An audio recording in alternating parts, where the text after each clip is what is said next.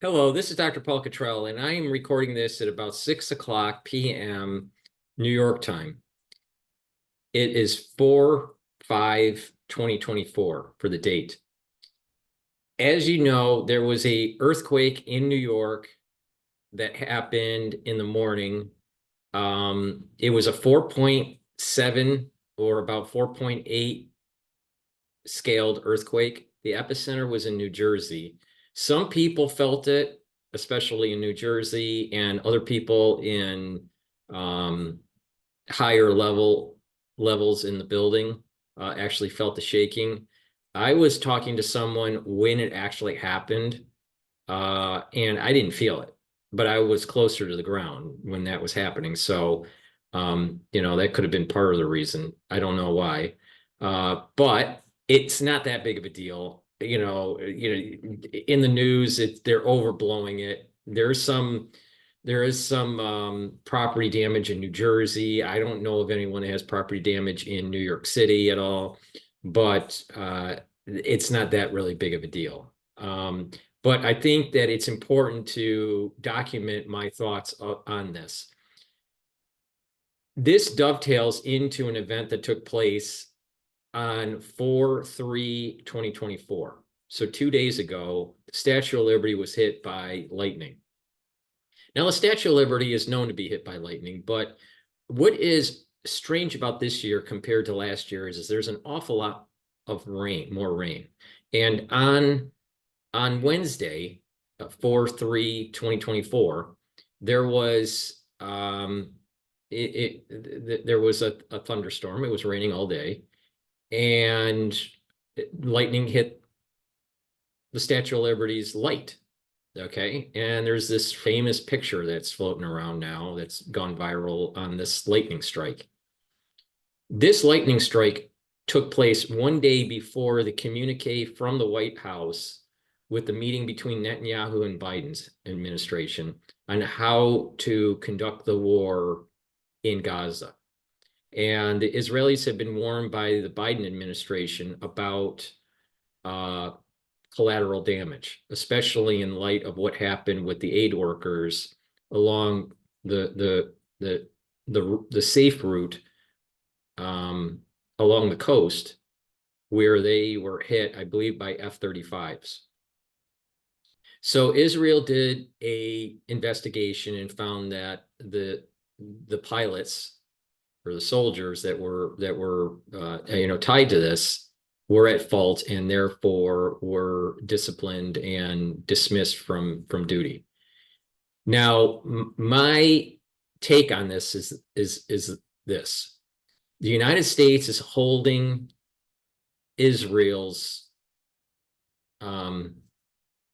back Israel in conducting the war because of political expedience, and the Pentagon doesn't want a wider war with Iran, at least not right now. So they really want to de-escalate this for political expedience, and they're concerned about a wider conflict, especially when you look at it in the context of a three-front war in the world, where you have the European theater, Asian theater, and the Middle Eastern theater, and then a potential three-front war in the Middle East, where you have war with Hamas, Hezbollah, and Iran directly. So there's a lot going on in the world, and the Biden administration is trying to hold back the Netanyahu administration. My take on this is that the United States is being judged, and that if the United States doesn't stop aligning itself partially with Esau, that there's going to be a curse, and that some of these events they're warning signs that a curse is coming if there's not some sort of corrective action on the American side.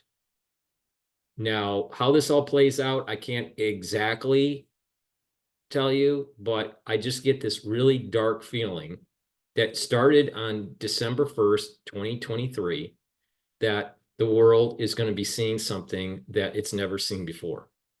Now, we know that there's 3 red heifers, or at least a minimum of 3 red heifers. I've heard cases where there might be even 4, but let's just say there's 3. These 3 red heifers need to be sacrificed soon. Soon meaning most likely before Rosh Hashanah. Now, it was last Sabbath where there was a special reading of Numbers, special reading of the Torah, where that part was read in shul, where it's from the book of Numbers, chapter 19, verse 1. Talks about the red heifer. All right. Now, people were thinking, oh, it must be sacrificed, on that day. Well, I don't think it's actually lawful from a biblical standpoint to actually slaughter the red heifers on the Shabbos. So I knew that wasn't going to take place. But the question is, when is it going to take place? Some people think it's going to take place before Passover, which I'm in that camp. And there are other people that think it's going to take place right before Rosh Hashanah, which would be on October 3rd or somewhere in between. Now, there are 3 animals, and it's possible that there's actually going to be 3 separate sacrifices. It's also possible that they sacrifice all 3 at the same time. What is interesting is that when they slaughter the first of the 3, or the first of the 4, my understanding is it will complete the 10 red heifer cycle. And we've been hearing in the news about 10 everywhere in, modern pop culture, right? Yeah, you got X, which was formerly Twitter. You got SpaceX. The operating system for Apple is the X operating system that was bought by Apple when they brought Steve Jobs back to Apple through his Next company. So you had a company called Next, which has an X in the name, and he was using a Unix kernel. And part of him coming back to Apple was that they would be buying the software that he had for Next, and that launched the whole new rebirth of Apple. In addition, as I've been listening to some lectures, from rabbis, not so famous rabbis in this case, where there is this potential energy that's coming from the Sephiros, and that's also dealing with the completion of 10, where there's the 10 attributes within the Sephirah, the tree of life that helps with the energy of nations, the energy of people. So there's a lot of metaphysical things that are happening. All right, but I do think that the event of the lightning striking the Statue of Liberty on 4/3/24 was a sign of America to watch what it does in terms of trying to regulate Israel fighting Esau. So this goes back to the battle of the soul roots, the soul root of Jacob and the soul root of Esau. Now, some people will, not really pay attention to what I am saying. I don't really care, because I know that there's something really big that is starting to emerge. And that dark cloud over the world started on December 1st, 2023. We're living through it. Now, it makes sense to do the sacrifice for the red heifer in April, because that's the peak of the soul root strength for Jacob. But there is a case that, well, maybe you need to sacrifice at least one of the red heifers, maybe all of them, near the peak of Esau to try to calm the strength of Esau. So, I'm not really sure, from a Kabbalistic point of view, what the best time frame would be. But I do know this from a probability standpoint. If the red heifers have more than 2 hairs that are not red, then you are invalidating the sacrifice. So Israel is not going to take the chance to invalidate the sacrifices by pushing the sacrifice of the red heifers down the road, right? So that increases the probability that at least one of them will be sacrificed in April. But you know, I am kind of surprised that we don't know the births of these. We don't know the actual birth date. You know, we only have a guesstimation. So you know, my understanding is they have to be in their 3rd year to their 5th year. There's 2 interpretations. One, it has to be done in the 3rd year, and then there's another one that it says that it can be postponed all the way to the 5th year. But if you go to the 5th year, then you're adding to the probability of having the sacrifice invalidated. So you know, this hasn't happened to this to this level for over 2,000 years. So when they start sacrificing the animal, there's going to be, or animals, there's going to be a fire on the altar that's, I believe, on Mount Olive. And it's going to be seen in Jerusalem. And my take is that the media is going to have cameras and it's going to be televised live. It's probably going to be, if this does happen, this is probably going to be an event that's much bigger than 9/11 in terms of eyeballs on a TV screen, all right, or eyeballs in social media. Everywhere in the world is going to know that the red heifers they're being burnt on the altar. I'm not sure that they're going to televise the actual slaughtering of the animals. I suspect they will not be, and that will be private and unknown, and all of a sudden there's a fire on the altar, and then the news will, you know, start playing it. There are several Cohens that have to be pure to be able to do this, and while they do different steps through the process, they become impure and have to they have to emerge their clothing, and they have to in a mikvah, and then they have to wait 24 hours or nightfall for them to be pure again. So there are very few people in the world that fall in this category where they're Cohen that never was exposed to a dead body, and that they have, you know, they're living a pure life.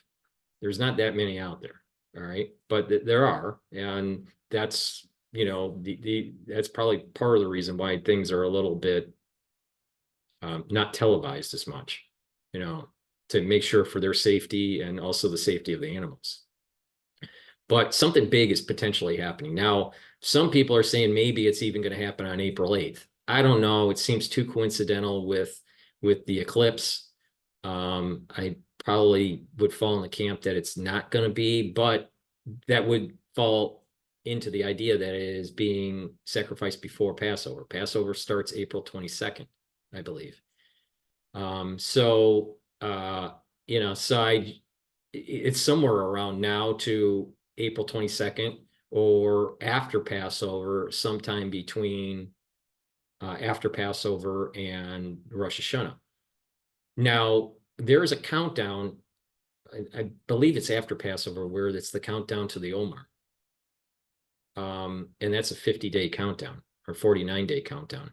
So it may make sense to try to have the sacrifices before the Omer, or I can make a case where they sacrifice after the Omer. So it might be 50 days after Passover where it actually happens. But the point here is that it most likely will be this year in the Jewish calendar.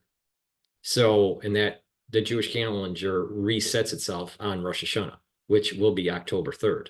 So this seems to, there's an increasing probability of these red heifers will be, at least one of them will be sacrificed soon. Now, there's going to be a lot of kicking and screaming by Esau, by the Muslim communities, because this is the countdown where it's actually starting. The clock starts of taking down the Dome of the Rock once these animals are sacrificed. So there's going to be kicking and screaming, and there's going to be things that happen in the international world where they're going to try to demonize Israel and get the international community to jump on the bandwagon to prevent Israel from actually fighting and killing off Hamas, Hezbollah, and Iran. And what I mean by that, I mean the military apparatus. But we also have to keep in mind that as this countdown starts and the Dome of the Rock comes down, Israel's borders are going to go back to the biblical time period. And those borders would include the Sinai Peninsula, the West Bank, parts of Jordan, parts of Lebanon, and parts of Syria. So something big has to happen in the Middle East for all this to happen. The Muslims aren't going to be willing to give this away for nothing. Now, it is mankind's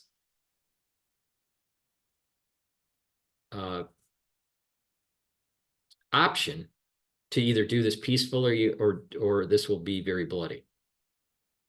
So most likely mankind is not going to be wise, and this will be a bloody incident that takes place.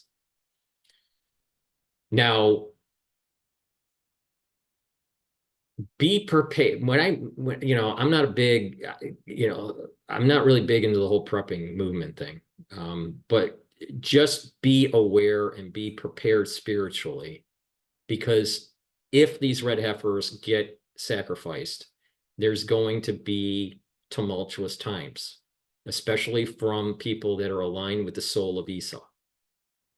Now, if you're more aligned with the soul of Jacob, you're going to be demonized. There's going to be, things that you wish weren't happening in your life, but in the end, it's going to be better. For Esau, in the short term, they're going to try to demonize the soul root of Jacob. And in the short term, they may actually have a little bit of benefit, at least in the eyes of the international community. And then all of a sudden something will happen and there will be a curse. So this is what I mean by the blessing and the curse, and for people to be prepared for it by 12/1/23. So, if people were paying attention, as I was warning in October, November, December, January, February, March, now we're in April, that something big was happening. Back in October and November, I didn't really pay attention too much with the red heifer stuff. I was more focused on the actual war that was going on in Israel and in Gaza. But something big seems to be emerging. And this cannot be quelled by typical international policy or international dialogue. This is not going to be solved at the UN. It's going to be solved actually on the battlefield, and it's going to be solved through building the temple. And the international community over time is going to be losing strength. They're going to start realizing that they don't really have a say in this.